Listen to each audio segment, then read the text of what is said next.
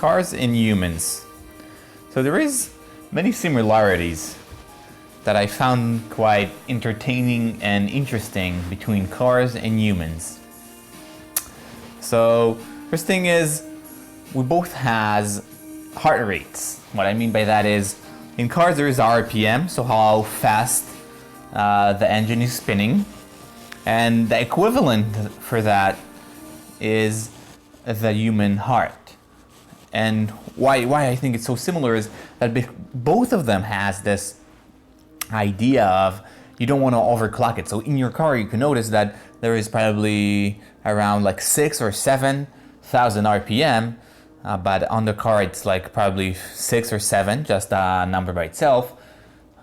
That this is the red line. And also you have like it's known that around I think 90% of your heart rate, so you don't want to increase, though I think it's like 200 is the highest, so 90% from that, so it's like around 180 will be, you don't want to go above that. So that's the red line. So we both have the red line, so we both have that pumping heart. Basically you can say that the human brain, or not the human brain, the human heart and the engine is the same idea, and both of them is the core and what makes us move. So for humans and for the car, it's the engine, and this is that important thing. And the way you treat that engine, you can say this is the way the car, how long you're going to stay. So if you overclock your engine for too long, that's going to result in some problems and overheating or overuse of that engine. So the same thing is with the heart. You don't want to overclock it too much. Same idea is you don't want to underclock it. So too low is not too good for the car too, because it's not efficient at all in the lower. So 1 or 2, when it's only there when you drive, it's not good. If you rest, it's okay to be there. So there's many similarities in the heart and the engine. Addition to that is there is the oil. So oils versus blood.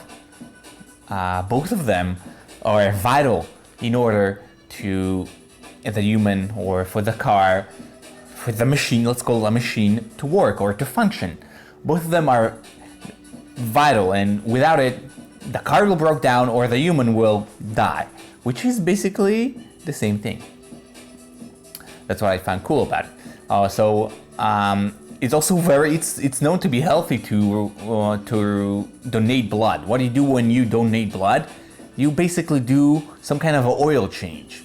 Yes, in the car they will replace all of the oil, but it's good. It's known to be good to spill some blood sometimes, because you replenish the system. Same thing with the car, you have oil, and again, both of them you can work. And just in general, I can add for that is that it's weird that we look on that as a red. So the red thing is it's a bad thing, but when you have a leak in the car, you can also have a leak in the system.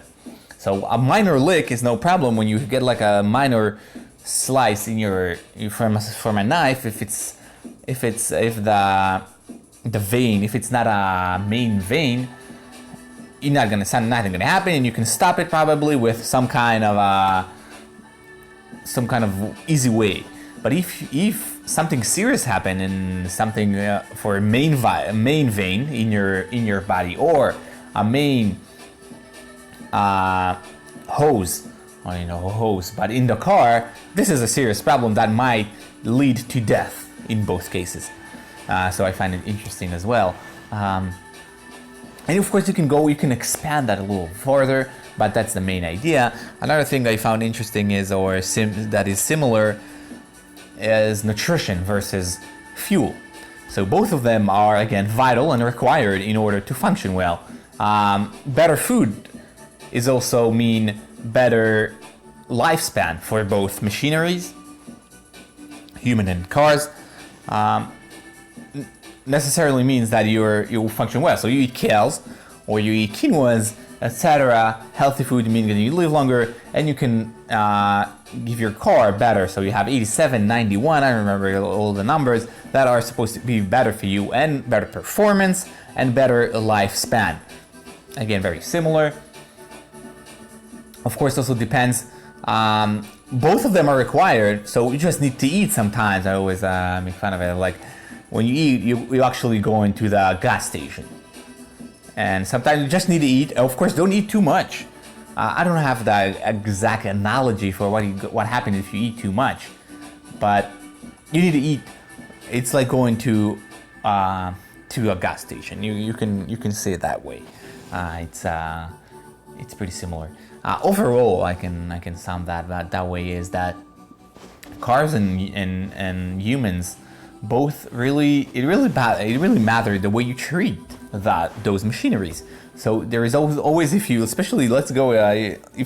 looking for a used car on the market, what you notice is that there is two kinds. There is some people that really took care of the car, did the whole maintenance at the right time, every 5K or whatever, and there is those people that didn't. They fucked the car, like literally fucked the car. What I mean by that is they didn't treat it well. There's a lot of dirt, a lot of bumps everywhere, and they didn't replace the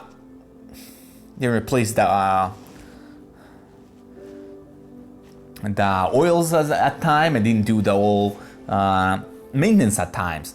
What happened is, first of all, you don't want to get those cars, and I don't have the analogy for that, but what I do have is that what it means when you get those cars that people took care of that car pretty well, what you end up having is a good car. What I mean by a good car is that it will stay good for longer, and you can trust this car. So the way you treat your machine, both a car and your body, it really depends on the longevity of that machinery.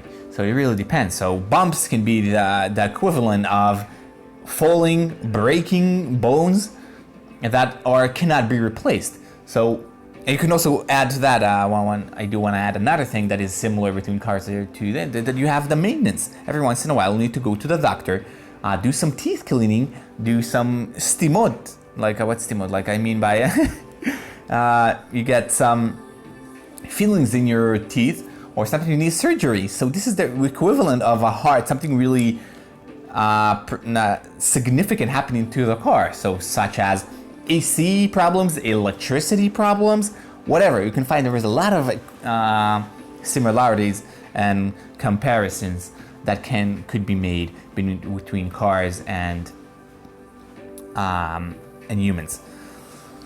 So overall, I do want to say that you can say that a car is similar to a person. So the car is a derivative of the human. So the way we understood how human works, we developed a car. But overall, what I do, I think there is a lot of similarities that are really interesting and fascinating again, and it says a little bit of something about us, that we are a little bit robots, that we need to treat ourselves sometimes as robots that just need to be maintained and worked.